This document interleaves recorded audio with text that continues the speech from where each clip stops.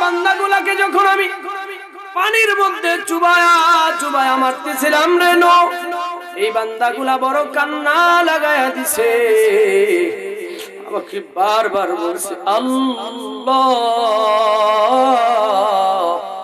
আর গুনাহ করব না, আর নাফরমানি করব না গো আল্লাহ, মাফ করে দাও, মাফ করে দাও। তখন নূহ, ও আমার নবী নূহ আলাইহিস সালাম, শুনে রাখো, তুমি এদের মধ্যে এই মাটির হাড়ি পাতিলের মধ্যে রূহ দাও নাই, এরা তোমারে প্রভু বইলা আল্লাহ বইলা ডাক দিতে পারে না, তারপরেও যদি তোমার বড় মায়া লাগা গেছে তুমি কাঁদতেছো। আমার বান্দাগুলারে যখন চুবায়া মারতেছিলাম আমি, আল্লাহরও ভালো লাগে না। হাতে বানানোটার মধ্যে কি আছে?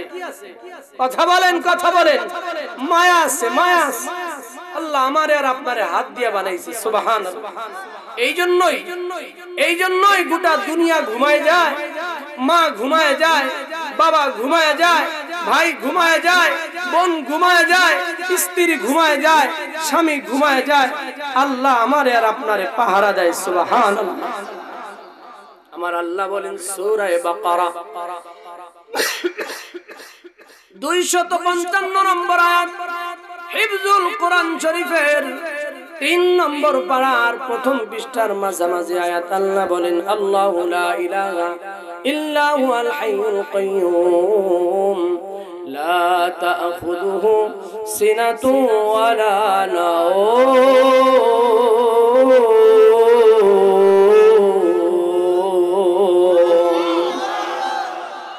আমার আল্লাহ বলে বান্দারে,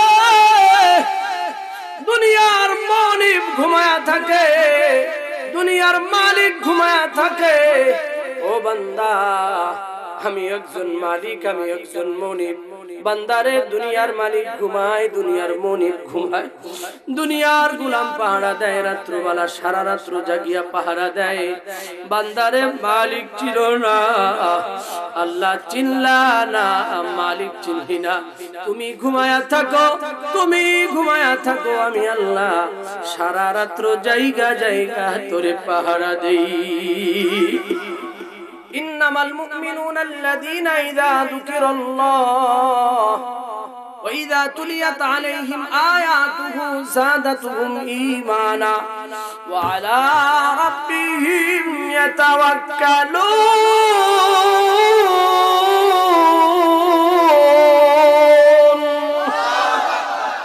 আল্লাহ বলেন মুমিন বান্দার সামনে যখন কোরআনের আয়াত তেলাওয়াত করা হয় তো মুমিনের দিলে ঈমান বাইরা যায়, অটোমেটিক জবান দিয়ে বের হয় আল্লাহু। কোরআনের আয়াত শুনলে তাকবীর দিবেন তো ইনশাআল্লাহ? ইনশাআল্লাহ।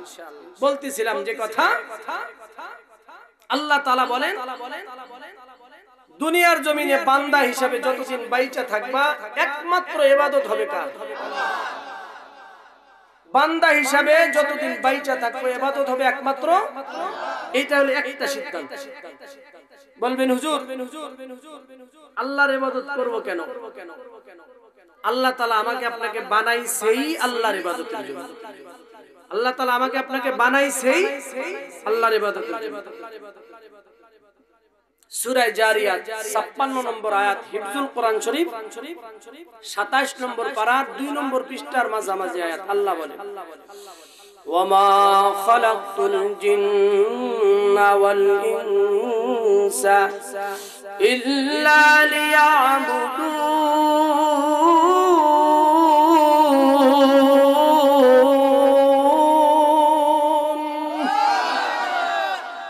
আমার আল্লাহ বলেন ও বান্দা বান্দির দল, আমি আল্লাহ তাআলা জিন এবং ইনসান এই দুই সৃষ্টিকে বানাইছি, সৃষ্টি করেছি একমাত্র আমি আল্লাহর ইবাদতের জন্য। সুবহানাল্লাহ।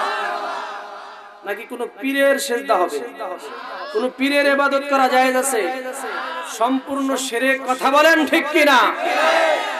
এই নাক আর কপাল দিয়া সিজদা হবে একমাত্র যার, তিনি কে? এর বাহিরে পৃথিবীর কোন মানুষ, কোন মাখলুক, কোন বস্তু সিজদা করা, ইবাদত করা সম্পূর্ণ হারাম, সম্পূর্ণ শিরক। কথা বলেন ঠিক কিনা?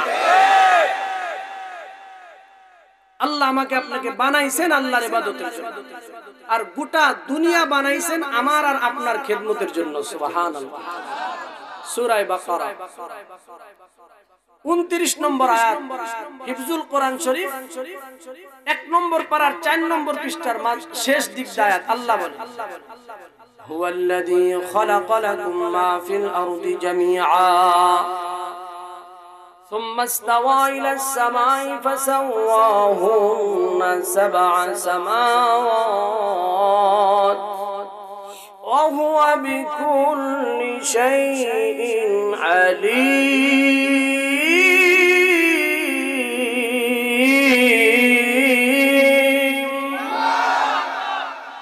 আল্লাহ বলেন, বান্দা গোটা দুনিয়ার যত মাখলুক দেখো, সব মাখলুক তোমার খেদমতের জন্য, তোমার গোলামির জন্য বানাইছি। সুবহানাল্লাহ। আর তোমারে বানাইছি কার জন্য? আল্লাহর জন্য। সুবহানাল্লাহ। শুধু আমাকে আপনাকে গোটা দুনিয়ার সমস্ত মাখলুককে আমার আর আপনার গোলাম বানায় নাই, বরং সমস্ত মাখলুকের উপরে আল্লাহ শ্রেষ্ঠত্ব দান করেছেন। সুবহানাল্লাহ। সূরা বনী ইসরাঈল 70 নম্বর আয়াত, হিফজুল কোরআন শরীফ 15 নম্বর পারার 8 নম্বর পৃষ্ঠার শুরু আয়াত। আল্লাহ বলেন, ওয়ালাকাদ কাররামনা বনী আদম। ওনারা উঠে যাইতেছে কেন?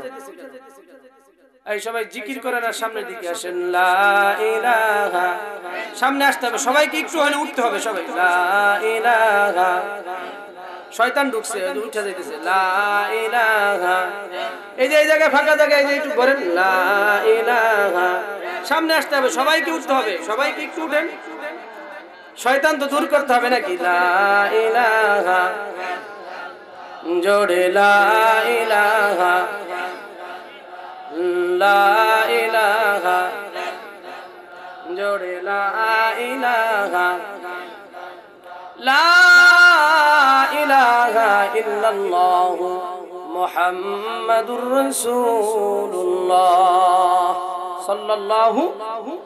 আমি তো প্রথমেই ওয়াদা করছি, আমি বয়ান করব, কোনো কিচ্ছা কাহিনী করব না, আল্লাহর কোরআনের আয়াত বলবো, অর্থ করব, তাহলে আপনাদের শুনতে সমস্যাটা কোথায়? কথা বলেন ঠিক কিনা? এরপরে যদি কেউ উঠে, জরুরত ছাড়া যদি কেউ উঠে, ওনার লঙ্গি ধরে টাক দিবেন, পারবেন তো ইনশাআল্লাহ। কোনো উঠাউঠি চলবে না। এখানে কি মাহফিল কি প্রতিদিন হবে নাকি? ঘন্টা খানিক চলবে, এরপরই তো শেষ। আবার কিন্তু খিচুড়িও আছে, আবার খেয়ে আছে, তা আবার মাস করে ডাল দিয়ে রাখছে, সেই মজা। কি মজা? সেই স্বাদ। কথা কান ঠিক কিনা? উঠা যাবে না ইনশাআল্লাহ। হাত নাড়ায় দেখেন কারা কারা উঠবেন না শেষ পর্যন্ত। নারায়ে তাকবীর, নারায়ে তাকবীর, কোরআন সুন্নাহর আলো ঘরে ঘরে জানো, উলামায়ে কেরাম যেখানে, আমরা আছি সেখানে, সুদখোর যেখানে, সুদখোর যেখানে, নারায়ে তাকবীর। আমি তো মনে করছি আপনারা তালা রাই গেছেন, তাই বললাম সুদখোর যেখানে আপনারা কইবেন আমরা আছি সেখানে। মাশাআল্লাহ, সুদখোর যেখানে আমরা নাই, আল্লাহ কবুল করেন, বলি আমিন। সম্মানিত উপস্থিতি, মুসল্লিয়ানে কিরাম, যেটা বলতেছিলাম, আল্লাহ গোটা দুনিয়ার সবকিছু শুধু আমাদের জন্য বানাইছেন তাই নয়, গোটা দুনিয়ার সমস্ত মাখলুকের উপরে আল্লাহ মানুষকে শ্রেষ্ঠত্বের মর্যাদা দান করেছেন। সুবহানাল্লাহ। সূরা বনী ইসরাঈল 70 নম্বর আয়াত, হিফজুল কোরআন শরীফের 15 নম্বর পারার 8 নম্বর পৃষ্ঠার প্রথম আয়াত। আল্লাহ বলেন, ওয়ালাকাদ কাররামনা বনী আদম ওয়া হামালনাহুম ফিল বাররি ওয়াল বাহরি ওয়া রাযাকনাহুম মিনাত তাইয়্যিবাত ওয়া ফাদ্দালনাহুম আলা কাসীরিন মিম্মান খালাকনা তাফদীলা।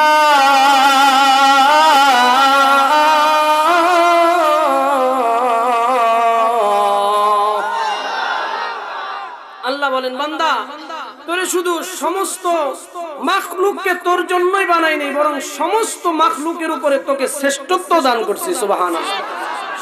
এমন কি বান্দা যদি বান্দা হয়ে যায় ওই বান্দার দাম ফেরেশতার চাইতেও বেশি। সুবহানাল্লাহ।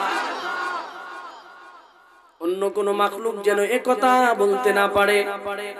আল্লাহ মানুষকে আমাদের চাইতে সুন্দর বানাইলেন, ওটারে দেখতে আমার চাইতে বেডক দেখা যায়। একথা বলার অপশন আল্লাহ রাখে নাই। আল্লাহ বলেন আমার কোন বান্দা দেখতে যতই কালো হোক, যতই বাইঠা হোক, যতই অসুন্দর দেখা যাক, আমার বান্দা আমার সৃষ্টির মধ্যে সব কিছুর চাইতে সুন্দর। সূরা ৩ প্রথম ৩ আয়াতে আমার আল্লাহ ৪ জিনিসের কসম খায়া বলেন, ওয়াত-তিনি ওয়াজ-যাইতুনি ওয়া তুরি সিনিন ওয়া হাদাল বালাদিল আমিন লাকাদ খালাকনাল ইনসানা ফি আহসানি তাকবীর।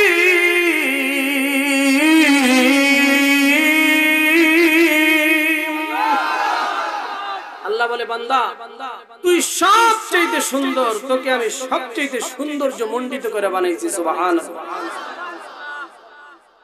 ইমাম শাফি রাহমাতুল্লাহ আলাইহির জামানা এক আল্লাহর বান্দা বিবাহ করছে, প্রথম রাত্রেই বউয়ের ঘোমটাটা উঠায়া বলতেছে, তুমি যদি আসমানের চাঁদের চাইতে সুন্দর না হও তাহলে তুমি তালাক।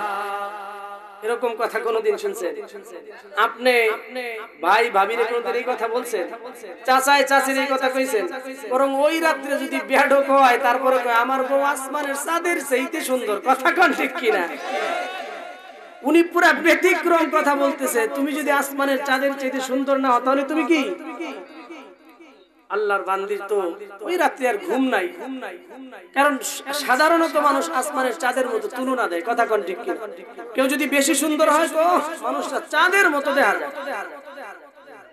আল্লাহর বান্দি কোন রকম রাত কাটায়া সকাল বেলায় হুজুরদের দরবারে দৌড়ায়, ও ইমাম সাহেব আমারে ফতোয়া দেন, আমার স্বামী আমাকে এই কথা বলছে, আমি কি আমার স্বামীর স্ত্রী হিসাবে আছি না তালাক হয়ে গেছি? আমাদের মতো ছোটখাটো হুজুররা বলে না না আমরা জানি না, এত বড় প্রশ্নের উত্তর আমরা দিতে পারবো না।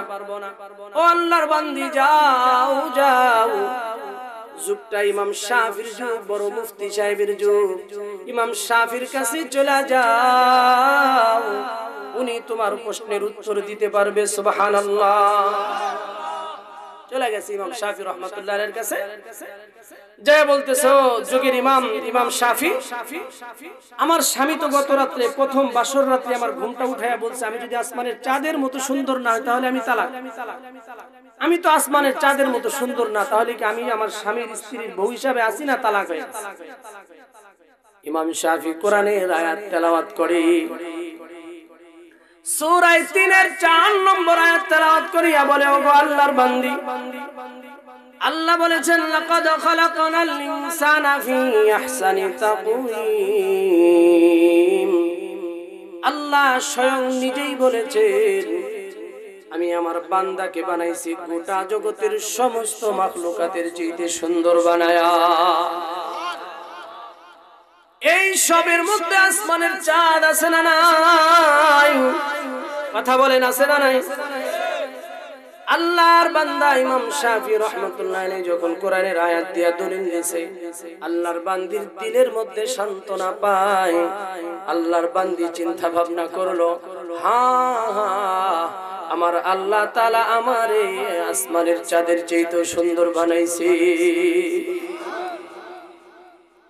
আল্লাহ তাআলা বান্দাকে কত বেশি মোহাব্বত করে আমার আল্লাহ। ও আমার ভাইয়া, আল্লাহকে চিনি না, আল্লাহ বুঝি না। আপনার মালিক আপনাকে কত সুন্দর, কত সুন্দর আর কত মোহাব্বত করিয়া বানাইছে বুঝা যায় সূরা ইয়াসিনের ৮২ নম্বর আয়াতে। আমার আল্লাহ বলেন ইন্নামা আমরুহু ইযা আরাদা শাইআন আইয়াকুলা লাহু কুন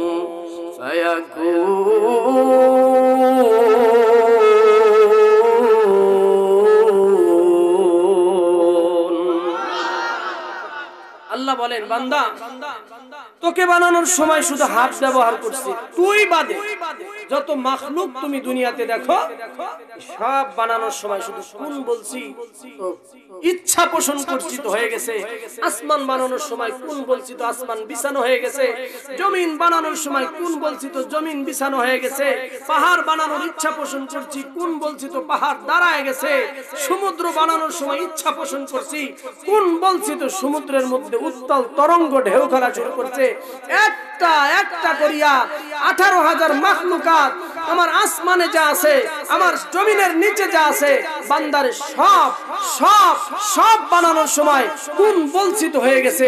শুধু তুই বাদে, শুধু তুই বাদে তোকে বানানোর সময় আমি আল্লাহর কুদরতি হাত ব্যবহার করছি।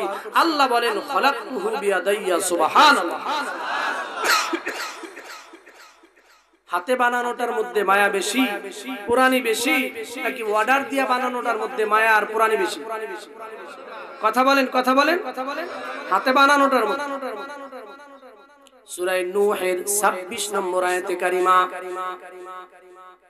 হিফজুল কোরআন শরীফ 29 নম্বর পারার 12 নম্বর পৃষ্ঠার শেষ দিকটা আয়াত আমার আল্লাহ বলেন قال نوح رب لا تذر على الأرض من الكافرين ديارا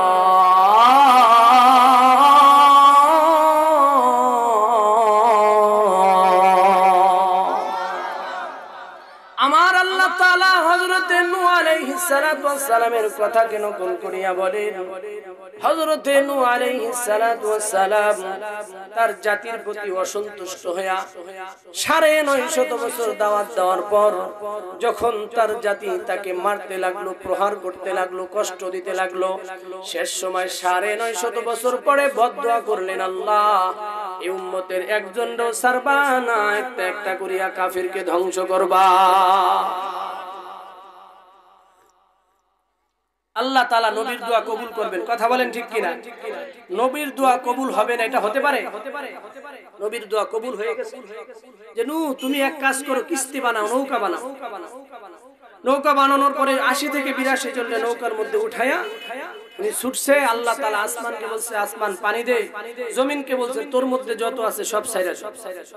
আমি যেটা বুঝাইতে চাচ্ছি সেটা হলো হাতে বানানোটার মধ্যে মায়া বেশি অর্ডার দিয়া বানানোটার চাইতে, কথা বলেন ঠিক কি? এটা বুঝানোর জন্য কোরআনের এই ঘটনাটা শোনাই। আল্লাহর নবী নূহ আলাইহিস সালাম তার মুমিন বান্দাদেরকে নিয়ে কিস্তি নিয়ে ছোটা শুরু করছে। আল্লাহ তাআলা এত বেশি পানি জমিনের মধ্যে দিয়েছেন, মুফাসসিরিনে কেরাম বলেন পৃথিবীর সবচেয়ে বড় পাহাড়টা পর্যন্ত পানি দিয়া টইটম্বুর হয়ে গেছে। একটা একটা করিয়া সব বান্দা ডুবা ডুবা মরে গেছে। নূহ আলাইহিস সালাতু ওয়াস সালামের কিস্তি যায় জুতি পর্বতের সঙ্গে লাগছে। যখন সব কাফির মুশরিক মরা শেষ, আল্লাহ বলছে ও আসমান পানি দেওয়া বন্ধ করে দে, জমিন রে তোর মধ্যে যত পানি আছে তুই শোষণ করিয়া নে। সুবহানাল্লাহ।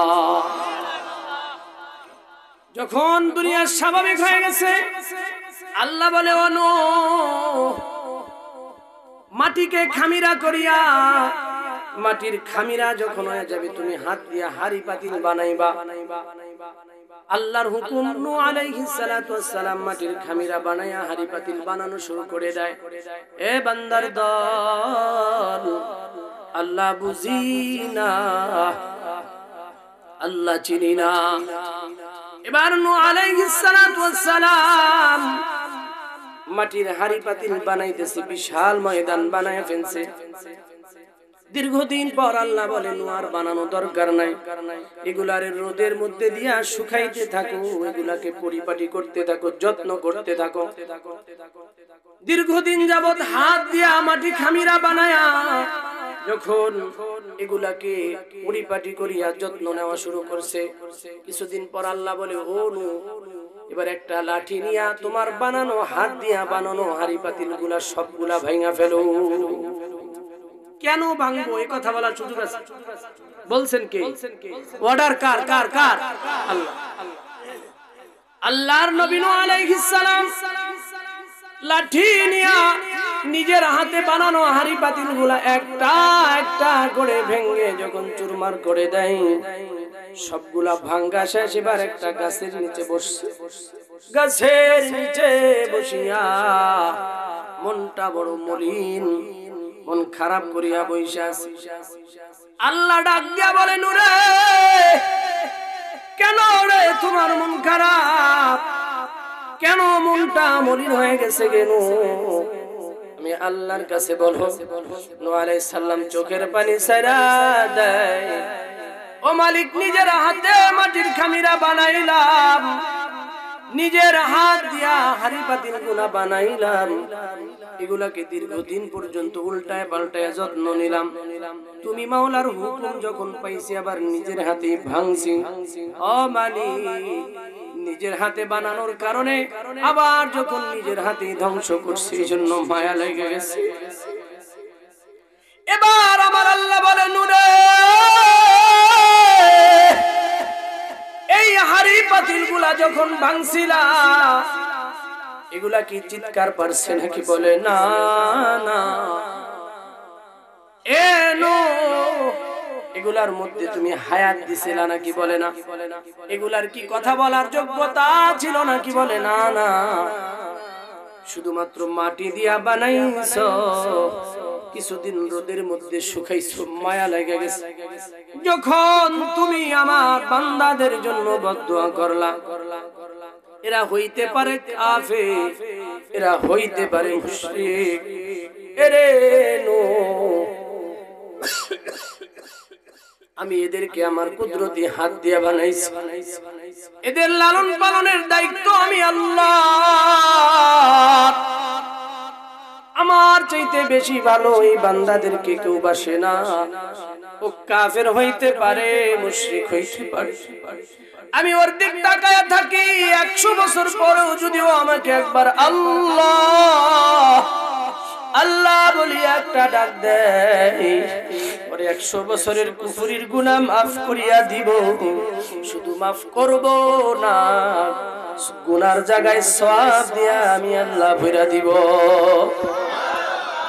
আমার হাতে বানানো এই বান্দাগুলাকে যখন আমি পানির মধ্যে চুবায়া চুবায়া মারতেছিলাম রে নো, এই বান্দাগুলা বড় কান্না লাগায়া দিছে, আমাকে বারবার বলছে, আল্লাহ আর গুনাহ করব না, আর নাফরমানি করব না গো আল্লাহ, মাফ করে দাও, মাফ করে দাও। তখন নূহ, ও আমার নবী নূহ আলাইহিস সালাম, শুনে রাখো, তুমি এদের মধ্যে এই মাটির হাড়ি পাতিলের মধ্যে রূহ দাও নাই, এরা তোমারে প্রভু বইলা আল্লাহ বইলা ডাক দিতে পারে না, তারপরেও যদি তোমার বড় মায়া লাগা গেছে তুমি কাঁদতেছো। আমার বান্দাগুলারে যখন চুবায়া চুবায়া মারতেছিলাম আমি আল্লাহরও ভালো লাগে না। হাতে বানানোটার মধ্যে কি আছে? কথা বলেন, কথা বলেন, মায়া আছে, মায়া আছে। আল্লাহ আমারে আর আপনারে হাত দিয়ে বানাইছে, সুবহানাল্লাহ। এই জন্যই গোটা দুনিয়া ঘুমায় যায়, মা ঘুমায় যায়, বাবা ঘুমায় যায়, ভাই ঘুমায় যায়, বোন ঘুমায় যায়, স্ত্রী ঘুমায় যায়, স্বামী ঘুমায় যায়, আল্লাহ আমারে আর আপনারে পাহারা দেয়, সুবহানাল্লাহ। আমার আল্লাহ বলেন সূরা বাকারা 255 নম্বর আয়াত, হিফজুল কোরআন শরীফের 3 নম্বর পারার প্রথম পৃষ্ঠার মাঝামাঝি আয়াত। আল্লাহ বলেন, আল্লাহু লা ইলাহা ইল্লা হুয়াল হাইয়ুল কাইয়্যুম লা তা'খুযুহু সিনাতুন ওয়ালা নাওম।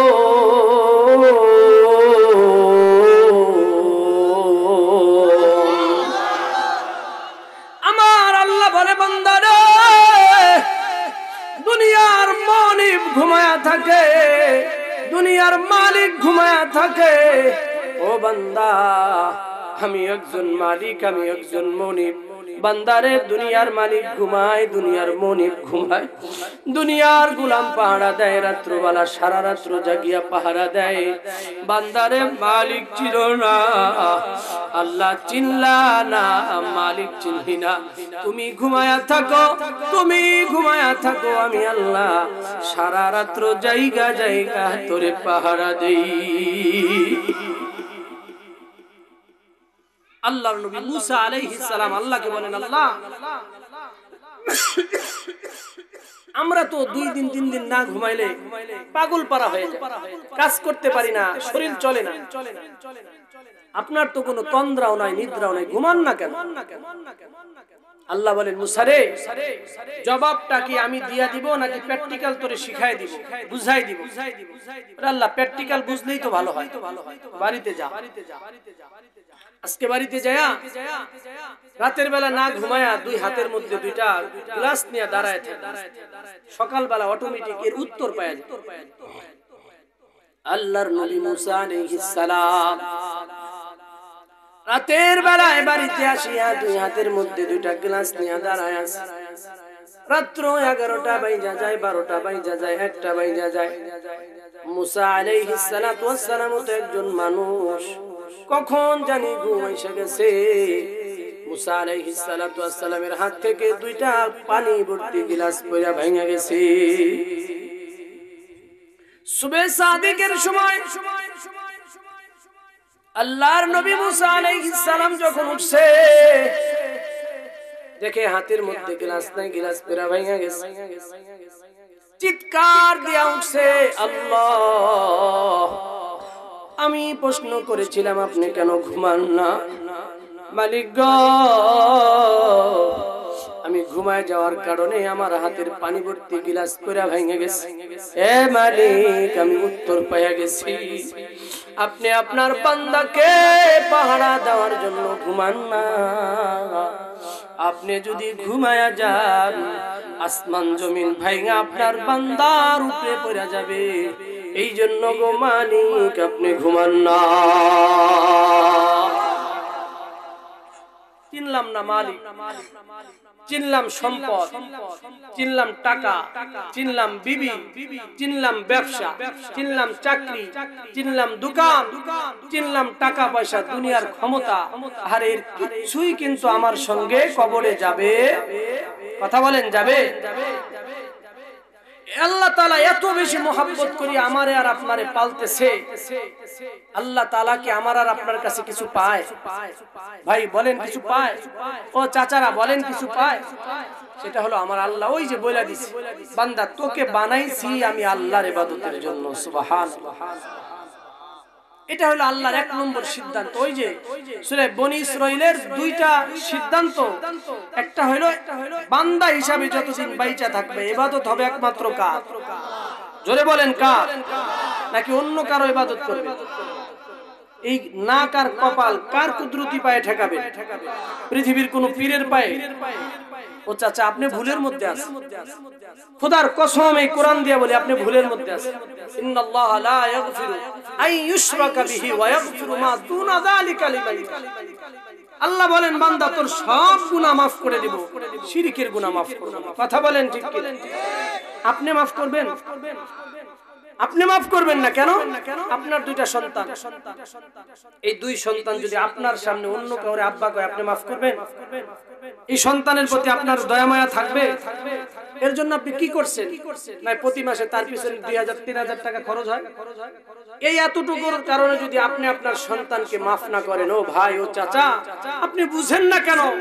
আল্লাহ আমার আর আপনার যেই লক্ষ কোটি কোটি টাকার যার কোনো মূল্য নাই, অমূল্য সম্পদ, 2টা চোখের দাম কত আপনি দিতে পারবেন? এরকম 2টা চোখ পৃথিবীর কোন হাসপাতালে আপনি পাইবেন? এরকম একটা নাক পৃথিবীর কোন হাসপাতালে আল্লাহ যেইভাবে সেটেল করে দিয়েছে পাইবেন? এরকম যে অক্সিজেন দিয়ে আল্লাহ তাআলা আমারে আর আপনারে পালে, এরকম অক্সিজেন পৃথিবীর কেউ দিতে পারবে? এত এত নিয়ামত দিয়ে আল্লাহ পালে, যদি আপনার সন্তান আপনার সামনে অন্য কাউরে বাবা বললে আপনি সহ্য করতে না পারেন, আল্লাহ এত নিয়ামত দিয়ে পালতেছে, দুনিয়ার শুরু থেকে আসার পর থেকে মৃত্যুবরণ পর্যন্ত এত নিয়ামত দিয়ে পালতেছে, আপনি আল্লাহর কুদরতি পায়ে সেজদা না দিয়া অন্য কারো পায়ে সেজদা দিলে খোদার কসম আল্লাহ মানে না, আল্লাহ আপনাকে ছাড়বে না। কথা বলেন ঠিক কিনা? মানুষ পীরের কাছে যাবে দিন শিখার জন্য, পীরের কাছে যায় যদি মানুষ শিরকি করে, এমন পীরের দরবার আমরা বাংলাদেশে দেখতে চাই না। কথা বলেন ঠিক কিনা? ভণ্ড পীরদের সকল দরবার ভেঙে দাও, চড়িয়ে দাও। এটা হবে বাংলাদেশের 95% মুসলমানের হৃদয়ের দাবি। কথা বলেন ঠিক কিনা? আল্লাহ তাআলা এটা সহ্য করতে পারে না। আপনি ভুলের মধ্যে আছেন, খোদার কসম আপনি ভুলের মধ্যে আছেন। আল্লাহ সব মাফ করবে। আপনি নামাজ পড়েন নাই, আল্লাহ চাইলে আপনাকে মাফ করে দিবে। রোজা রাখেন না, আল্লাহ চাইলে মাফ করে দিতে পারে।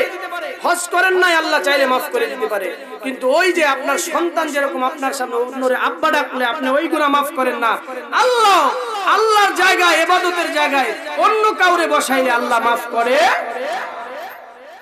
এটা হলো 1 নম্বর সিদ্ধান্ত, মনে থাকবে তো? সূরা বনী ইসরাঈলের এই 23-24 নম্বর আয়াতে সিদ্ধান্ত কয়টা? এই ওয়াজ বাড়িতে নিয়ে যাবেন তো নাকি আনকের ওয়াজ এনে নিয়ে যাবেন? ওই দাদা নাতিনের ওয়াজ আমি আগে শুনতাম। আপনারা হাসতেছেন, মানে আপনারা একটু জানেন, আমি আর একটু বললাম না। কথা কোন ঠিক কিনা? দাদা কাঁচা দিছো কে? বড়া 30 বছর এই নদীর পারেই আমি ওয়াজ পেয়েছি, কোনোদিন আনি নাই। একবার ওয়াজ শুনতে এই সেই কাঁচা দেওয়ার মাসলা শুরু করে দিছে। এরকম হবে না তো? এই সূরা বনী ইসরাঈলের 23-24 নম্বর আয়াতে ফয়সালা কয়টা শোনাইছে আল্লাহ? 1 নম্বর ফয়সালা কি? বান্দা হিসাবে মরার আগ পর্যন্ত ইবাদত হবে কার? অন্য কারণ। এটা হলো 1 নম্বর সিদ্ধান্ত। 2 নম্বর সিদ্ধান্ত বলে আমি বয়ান শেষ করে দিব। আপনারা সবাই অ্যালার্ট আছেন তো? মনোযোগ আছে তো ইনশাআল্লাহ? লা ইলাহা ইল্লাল্লাহ, জোড়ে লা ইলাহা, জোড়ে লা ইলাহা।